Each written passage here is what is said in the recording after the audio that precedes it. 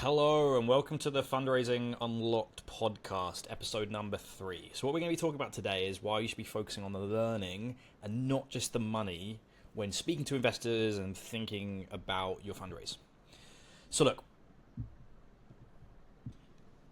as a founder, it's really easy to get caught up into just thinking about what that money will get for your fundraise. And it's a very important thing to do. But here's the thing. That's not the only thing that investors are thinking about when they're potentially investing into you, right? A big part of that they're trying to do is they're trying to connect to you on a personal level and understand if you'd be willing to work with you, if they think you're a great founder, that they want to work with you, and they think that you have the connection to be able to really build something amazing. And at the core, investors are curious, right? All they're really looking for is to find investors, or find founders rather, that they want to work with, they want to learn from and gain expertise and work through and build and innovate and change an industry. And one of the biggest things I see that as a problem is when you're so focused on the money and so focused just on that transactional point of I need when that comes into my bank, you're not building that connection with the investor. And you're taking away the core part of what they're trying to do, which is trying to build a connection with you and understand if they're willing to work with you and they trust you. Because all you're doing is you're focusing on the money bags rather than the person in front of you. And look, humans, investors are humans at the end of the day. That's the biggest thing you need to think about. And I saw that all the time when I was at Octopus, the tier 1 VC fund I was at. When I was investing, I would, come across with founders and, they just wouldn't really be thinking about building a connection, right? Because it was very transactional. It was very kind of sloppy. I was always questioning whether I'd want to work with them. And at the end of the day, because there wasn't that connection, I usually rejected them. And for the most part, most of those founders didn't even fundraise at all. So the shift you have to do is you have to shift away from that transactional aspect of money and more towards a collaboration of over transactions of learning, right? A collaboration of learning and being connected in terms of how you're going to be changing your industry and making them feel like they're a part of that learning environment, and together you're going to be working through everything. And what it does is it creates 3 different things, right? It creates a discussion, not an interview. So important. You don't want it just to be an interview. You don't want just questions being asked you the whole time. You're not doing it. You want to have that kind of conversation and really build that connection. That's the first one.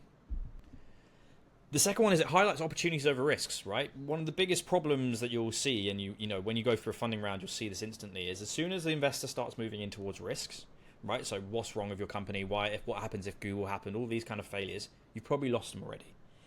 But the ones that are actually going to invest into you, a lot of the times what they're going to be doing is they're going to be saying, hey, how are we working through this? What do we need to do? Who are we going to be able to hire? Why have we tried these sales channels? Why don't we change the branding in this way, etc., etc.? So what it will allow you to do by focusing on the learning is it'll create that kind of that system of where you're creating opportunities and you're talking about those opportunities and you're talking about how you're working together and learning from each other and how you're going to build that out rather than the risks and thinking about the negatives. And the third one, which is similar to what I was saying before, it just builds a stronger connection, right? By having these conversations, by focusing on the learning, not being transactional, they feel connected to you. They feel trusted. They can trust you, and they're more likely to part ways with their money because of it. And look, every single investment I made, every investment my team made, every investment that I got from investors when I was at a VC-backed founder, it was always this, right? The conversations weren't about the risks. They never were. They were always about us being connected together and learning together and improving. And that's the goal you need to be thinking about in your investment rounds, is how you do that in the right way. So great, look, that's interesting, right? Yeah, great, amazing. But like, how do you actually do that, right? And I think there's 4 main strategies of how you create a learning environment within it, right?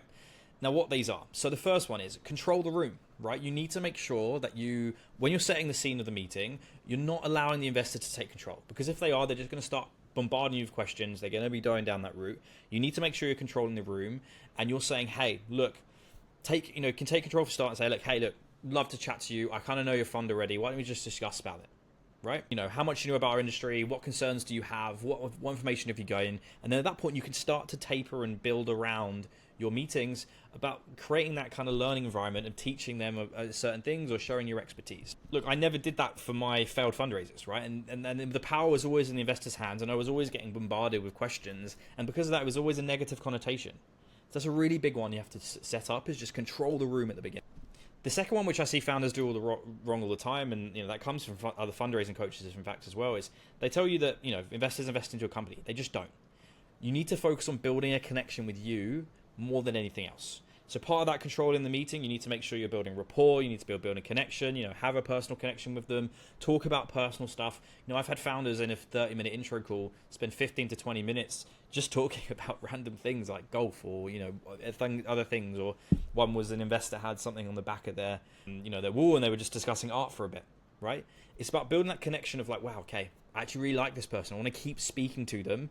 And at that point, you'll have better conversations what you're doing. The third one is show, don't tell. Where I see a lot of founders go wrong within their narrative is you're just telling investors everything, right? But it doesn't really build anything of like actual reality of what's happening, right? And so they can't really be connected to reality. Therefore, they're questioning everything and they just start asking you, bombarding you with questions. But if you show them and make them feel what your customers are doing, make them feel what the current industry is happening, make them feel like they need to be a part of it and they want to be a part of it, that's where you'll gain them and that's where they'll be really good. So you want to bring your pitch to life with stories, examples, show how your solution makes a real impact. And that's what's really going to move the needle. And every investment I made, that's what we did. It was the same with my biotech companies when I raised $60 million for them. We were focusing on showing the technology. That's where we really got success of what that technology is going to be able to do and how it's going to affect the industries. And once we showed investors and really made them feel like they wanted to be a part of it, that's where we really, skyrocketed our fundraise and where we got the most success. And the last one is just treat the conversation as a mutual learning opportunity, right? It's not just about you making that investor feel like they want to invest into you. It's also about learning about them, right? Why are they so good? How are they going to make you improve? All of these kind of things, which will set the power levels in the middle ground, and it will allow you to have that conversation because it's not just them asking you questions and you're worried and making it transactional. It's having that mutual conversation of, okay, does this actually work? Do we think we're going to be able to work together and all those kind of things?